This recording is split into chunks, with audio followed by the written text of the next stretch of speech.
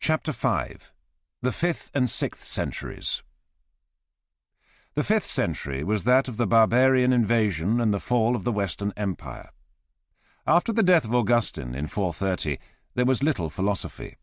It was a century of destructive action, which, however, largely determined the lines upon which Europe was to be developed. It was in this century that the English invaded Britain, causing it to become England.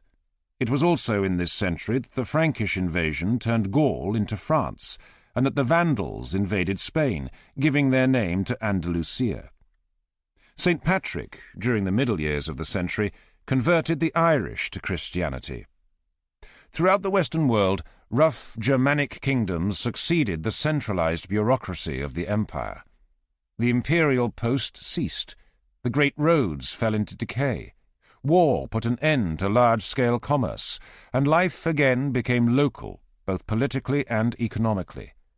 Centralized authority was preserved only in the Church, and there with much difficulty. Of the Germanic tribes that invaded the empire in the 5th century, the most important were the Goths. They were pushed westward by the Huns, who attacked them from the east. At first they tried to conquer the Eastern Empire, but were defeated. Then they turned upon Italy. Since Diocletian, they had been employed as Roman mercenaries. This had taught them more of the art of war than barbarians would otherwise have known. Alaric, king of the Goths, sacked Rome in 410, but died the same year. Odovaker, king of the Ostrogoths, put an end to the Western Empire in 476, and reigned until 493, when he was treacherously murdered by another Ostrogoth, Theodoric, who was king of Italy until 526. Of him I shall have more to say shortly. He was important both in history and legend. In the Nibelungenlied he appears as Dietrich von Bern, Bern being Verona. Meanwhile, the Vandals established themselves in Africa, the Visigoths in the south of France, and the Franks in the north. In the middle of the Germanic invasion came the inroads of the Huns under Attila. The Huns were of Mongol race, and yet they were often allied with the Goths. At the crucial moment, however, when they invaded Gaul in 451, they had quarrelled with the Goths. The Goths and Romans together defeated them in that year at Chalons. Attila then turned against Italy and thought of marching on Rome, but Pope Leo dissuaded him, pointing out that Alaric had died after sacking Rome. His forbearance, however, did him no service, for he died in the following year. After his death, the power of the Huns collapsed. During this period of confusion, the Church was troubled by a complicated controversy on the Incarnation. The protagonists in the debates were two ecclesiastics, Cyril and Nestorius, of whom, more or less by accident, the former was proclaimed a saint and the latter a heretic. Saint Cyril was Patriarch of Alexandria from about 412 till his death in 444. Nestorius was Patriarch of Constantinople. The question at issue was the relation of Christ's divinity to his humanity. Were there two persons, one human and one divine? This was the view held by Nestorius. If not, was there only one nature, or were there two natures in one person, a human nature and a divine nature? These questions roused in the 5th century an almost incredible degree of passion and fury. A secret and incurable discord was cherished between those who were most apprehensive of confounding and those who were most fearful of separating the divinity and the humanity of Christ. Saint Cyril, the advocate of unity, was a man of fanatical zeal. He used his position as patriarch to incite pogroms of the very large Jewish colony in Alexandria.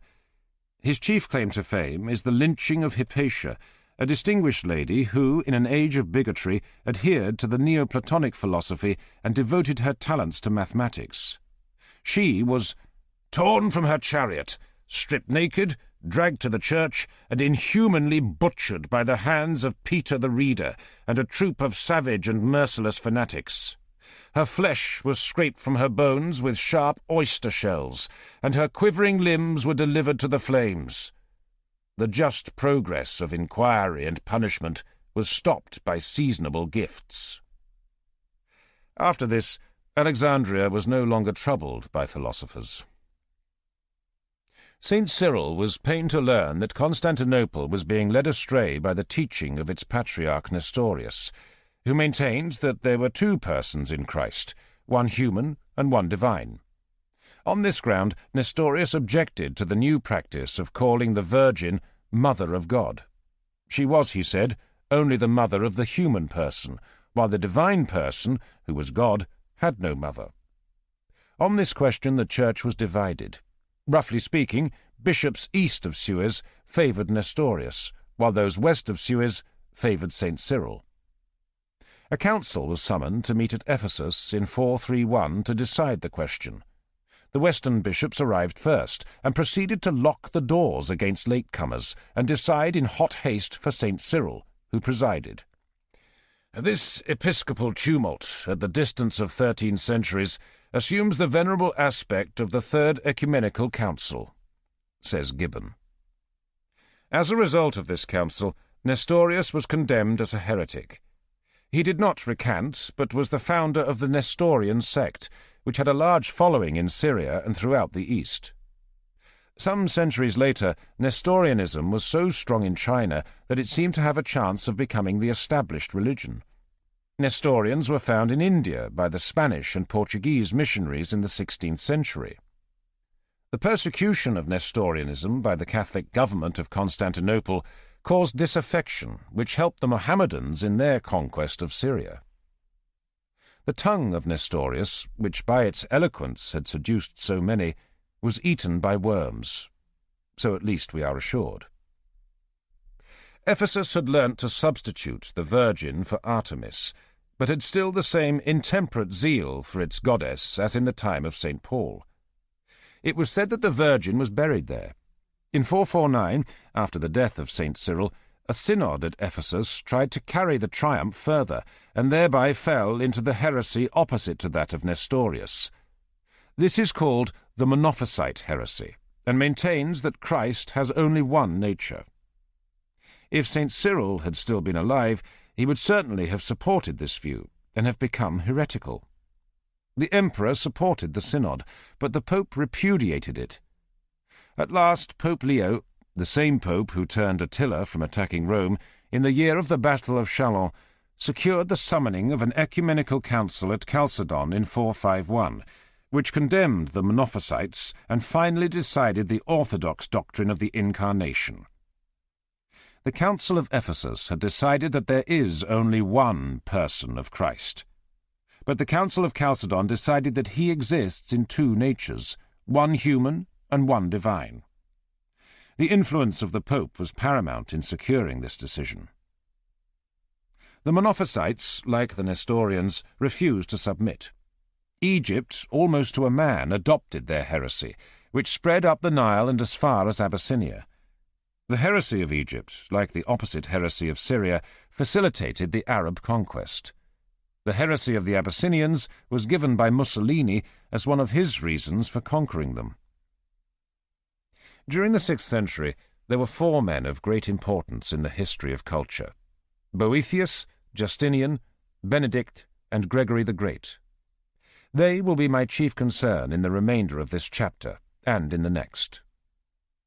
The Gothic conquest of Italy did not put an end to Roman civilization.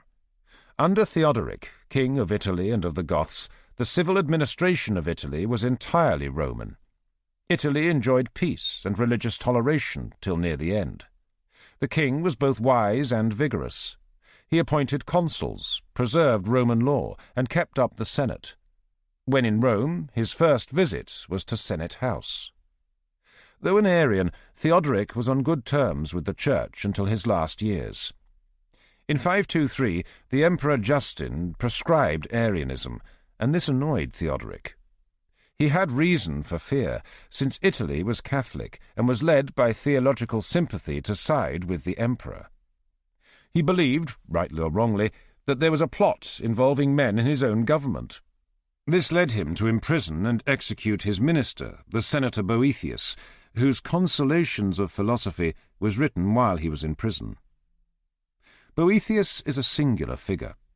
Throughout the Middle Ages he was read and admired, regarded always as a devout Christian, and treated almost as if he had been one of the fathers. Yet his Consolations of Philosophy, written in 524 while he was awaiting execution, is purely Platonic. It does not prove that he was not a Christian, but it does show that pagan philosophy had a much stronger hold on him than Christian theology.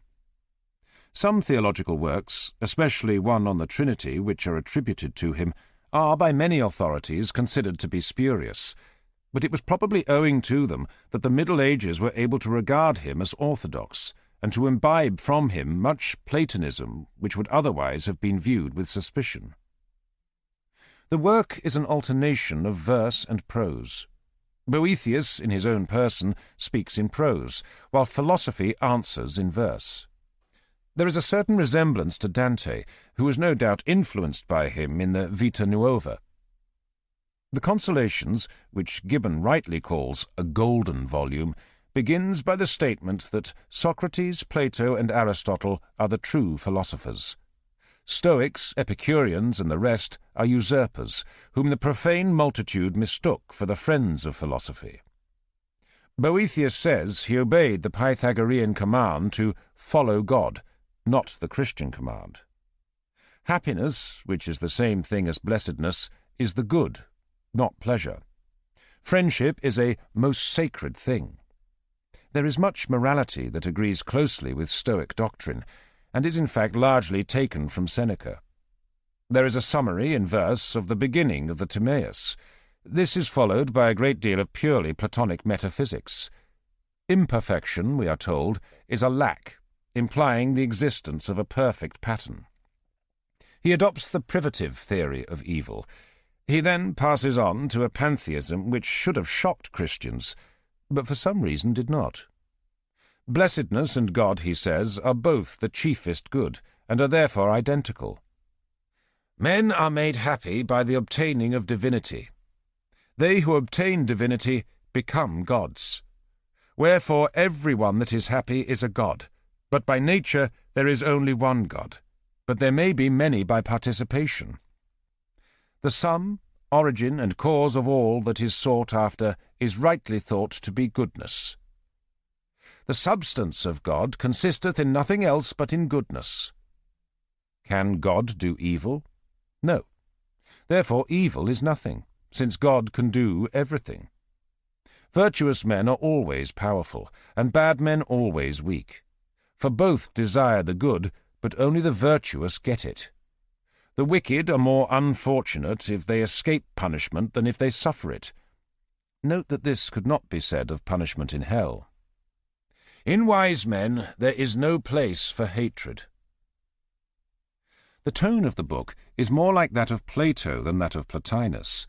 There is no trace of the superstition or morbidness of the age, no obsession with sin, no excessive straining after the unattainable. There is perfect philosophic calm, so much that, if the book had been written in prosperity, it might almost have been called smug. Written when it was, in prison, under sentence of death, it is as admirable as the last moments of the Platonic Socrates. One does not find a similar outlook until after Newton. I will quote in extenso one poem from the book, which, in its philosophy, is not unlike Pope's Essay on Man. If thou wouldst see God's laws with purest mind, thy sight on heaven fixed must be, whose settled course the stars in peace doth bind. The sun's bright fire stops not his sister's team, nor doth the northern bear desire within the ocean's wave to hide her beam. Though she behold the other stars there crouching, yet she incessantly is rolled about high heaven, the ocean never touching. The evening light with certain course doth show the coming of the shady night, and Lucifer before the day doth go. This mutual love courses eternal makes, and from the starry spheres above all cause of war and dangerous discord takes. This sweet consent in equal bands doth tie the nature of each element, so that the moist things yield unto the dry. The piercing cold with flames doth friendship heap, The trembling fire the highest place doth hold, and the gross earth sinks down into the deep. The flowery year breathes odours in the spring, the scorching summer corn doth bear, the autumn fruit from laden trees doth bring, the falling rain doth winter's moisture give. These rules thus nourish and maintain all creatures which we see on earth to live. And when they die, these bring them to their end, while their Creator sits on high, whose hand the reins of the whole world doth bend. He, as their king, rules them with lordly might. From him they rise, flourish, and spring. He, as their law and judge, decides their right. Those things whose course most swiftly glides away, his might doth often backward force, and suddenly their wandering motions stay. Unless his strength their violence should bound, and them which else would run at length should bring within the compass of a round, that firm decree, which now doth all adorn, would soon destroyed and broken be, things being far from their beginning born. This powerful love is common unto all, which for desire of good do move back to the springs from whence they first did fall. No worldly thing can a continuance have, unless love back again it bring unto the cause which first the essence gave. Boethius was until the end a friend of Theodoric. His father was consul, he was consul, and so were his two sons. His father-in-law, Symmachus, probably grandson of the one who had a controversy with Ambrose about the Statue of Victory, was an important man in the court of the Gothic king. Theodoric employed Boethius to reform the coinage, and to astonish less sophisticated barbarian kings with such devices as sundials and water clocks. It may be that his freedom from superstition was not so exceptional in Roman aristocratic families as elsewhere, but its combination with great learning and zeal for the public good was unique in that age. During the 2 centuries before his time and the 10 centuries after it, I cannot think of any European man of learning so free from superstition and fanaticism. Nor are his merits merely negative. His survey is lofty, disinterested, and sublime. He would have been remarkable in any age. In the age in which he lived, he is utterly amazing. The medieval reputation of Boethius was partly due to his being regarded as a martyr to Arian persecution, a view which began 200 or 300 years after his death. In Pavia, he was regarded as a saint, but in fact he was not canonized. Though Cyril was a saint, Boethius was not. 2 years after the execution of Boethius, Theodoric died. In the next year, Justinian became emperor. He reigned until 565, and in this long time managed to do much harm and some good. He is, of course, chiefly famous for his digest, but I shall not venture on this topic, which is one for the lawyers. He was a man of deep piety, which he signalized 2 years after his accession by closing the schools of philosophy in Athens, where paganism still reigned. The dispossessed philosophers betook themselves to Persia, where the king received them kindly. But they were shocked, more so, says Gibbon, than became philosophers, by the Persian practices of polygamy and incest. So they returned home again and faded into obscurity. 3 years after this exploit, in 532, Justinian embarked upon another, more worthy of praise, the building of St. Sophia. I have never seen St. Sophia, but I have seen the beautiful contemporary mosaics at Ravenna, including portraits of Justinian and his empress Theodora. Both were very pious, though Theodora was a lady of easy virtue, whom he had picked up in the circus. What is even worse, she was inclined to be a Monophysite. But enough of scandal. The emperor himself, I am happy to say, was of impeccable orthodoxy, except in the matter of the 3 chapters. This was a vexatious controversy. The Council of Chalcedon had pronounced orthodox 3 fathers suspected of Nestorianism. Theodora, along with many others, accepted all the other decrees of the council, but not this one. The Western Church stood by everything decided by the council, and the empress was driven to persecute the pope. Justinian adored her, and after her death in 548 she became to him what the dead prince consort was to Queen Victoria. So in the end he lapsed into heresy. A contemporary historian, Evagrius, writes, "Having since the end of his life received the wages of his misdeeds, he has gone to seek the justice which was his due before the judgment seat of hell." Justinian aspired to reconquer as much as possible of the Western Empire. In 535 he invaded Italy, and at first had quick success against the Goths. The Catholic population welcomed him, and he came as representing Rome against the barbarians. But the Goths rallied, and the war lasted 18 years, during which Rome, and Italy generally, suffered far more than in the barbarian invasion. Rome was 5 times captured, thrice by Byzantines, twice by Goths, and sank to a small town. The same sort of thing happened in Africa, which Justinian also more or less reconquered. At first his armies were welcomed. Then it was found that Byzantine administration was corrupt and Byzantine taxes were ruinous. In the end, many people wished the Goths and Vandals back. The Church, however, until his last years, was steadily on the side of the emperor because of his orthodoxy. He did not attempt the reconquest of Gaul, partly because of distance, but partly also because the Franks were orthodox.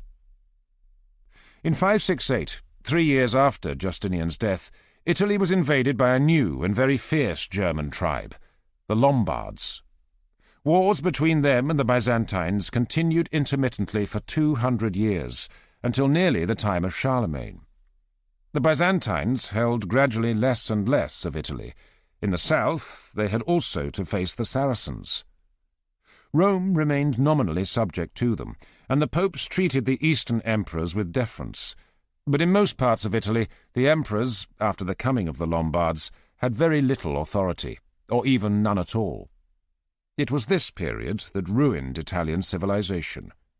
It was refugees from the Lombards who founded Venice, not, as tradition avers, fugitives from Attila.